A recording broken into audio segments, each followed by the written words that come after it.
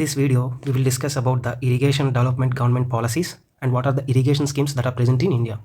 First of all, these irrigation projects were divided based on the two types. That is, based on the cost of the project and based on the irrigated area, land. And on the basis of the cost basis project, in the year 1950 to 51, it is divided into three types. That is like small scale project, medium scale project, huge project. First of all, small scale project. If the cost of the irrigation is less than 10 lakhs, then it comes under the small scale project.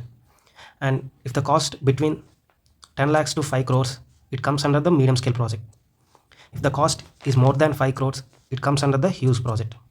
These are all like based on the cost of the project. Now, the based on the irrigation of area of land in the year 1978, based on the irrigation area, it is divided into same three types as usual: small scale project, medium scale project, mega project or huge project. The small scale project comes under the area which is less than 2000 hectares. The medium scale project means the area between 2000 to 10,000 hectares. The mega project or huge project, it provides more than 10,000 hectares of land. Now, for the first 5-year plan, as we all know, in the year 1951, 442 crores were allocated to irrigation and to prevent the floods. Now comes under the 12th 50-year plan, it was around 4,22,000 crores, which means 5.5% of total plan allocation. And most of these irrigation plans allocated to medium and large projects. As we all discussed, medium and large project means the cost between around 10 lakhs to 5 crores and cost more than 5 crores. And most of the plans, these are allocated to medium and large project. And some of the examples are Bakranagal project in Punjab, Bees project in Punjab and Haryana, Hirakud project in Odisha, Damodar Valley project in West Bengal, Bihar state, Nagarjuna Sagar Dam in United Andhra Pradesh. Now, it comes under to the irrigation scheme. The first scheme, CADP, which means Command Area Development Program. It was launched by the center in the year 1974 to 75. The main purpose of this Command Area Development Program is to use for large and medium irrigation project areas. And in the year 2004, this CADP, which means Command Area Development Program, is changed into the name of CAWMP, which means Command Area Water Management Program during 12th year plan. And the next scheme, which is AIBP, which means Accelerated Irrigation Benefit Program. It was launched in the year 1996 to 97. And in this scheme, the center gives funds to the state government, which are incomplete stage.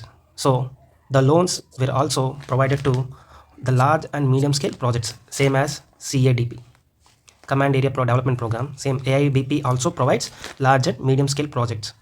In the year 1999 to 2000, loans were also given to small scale projects. And now comes to the 2004 to the 2005, a new grant system was introduced. For this, 30% of budget were given to normal state, 90% of the budget were given to the special states in this scheme. And the next one is Ganga Kalyana Yojana. It was introduced in the year 1997.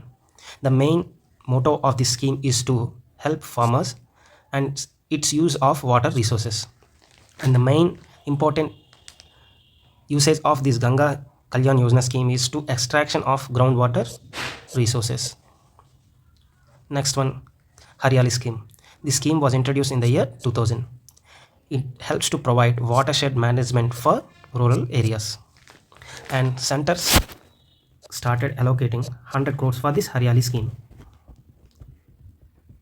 And next one, Bharat Nirman.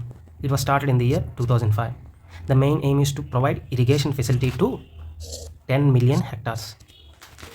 And the main important irrigation scheme was micro irrigation.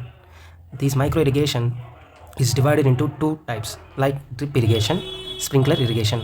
It was started in the year 2006.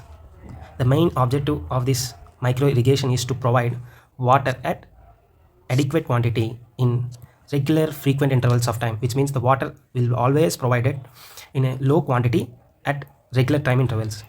As we discussed, the micro irrigation is divided into two types, drip irrigation and sprinkler irrigation. Now comes another drip irrigation. In this type method, the water flows slowly and directly to the plants. And through this drip irrigation, we can save up to 40 to 50% of water. And through this drip irrigation, the productivity is also increases up to 25%. Through 90% of subsidy was given to marginal farmers, SC and ST farmers for drip irrigation. Now comes under the sprinkler irrigation. It is also known as indirect irrigation. The sprinkler irrigation is the process that can be done through the use of pipes and pumps. And the last one scheme is PMKSY, Pradhan Mantri Krishi Sinchai Yojana. It was started in the year 2015. The main aim of PMKSY is to use water more efficiently and to avoid drought. And as we discussed previously, the AIBP scheme in the year 1996 to 1997, here, Accelerated Irrigation Benefit Program, this was merged into PMKSY, Pradhan Mantri Krishi Sinchai Yojana. Okay, and the main objective of this scheme is to invest in field level irrigation and har care ko pani, which means water have to provided in every field. And the another use is to we can use the water saving technology through this scheme, and minimizing water wastage also can be done through this scheme. And we can also adopt sustainable water conservation practices through this PMKSY, Pradhan Mantri Kisan Sinchai Yojana, sorry, Krishi Sinchai Yojana.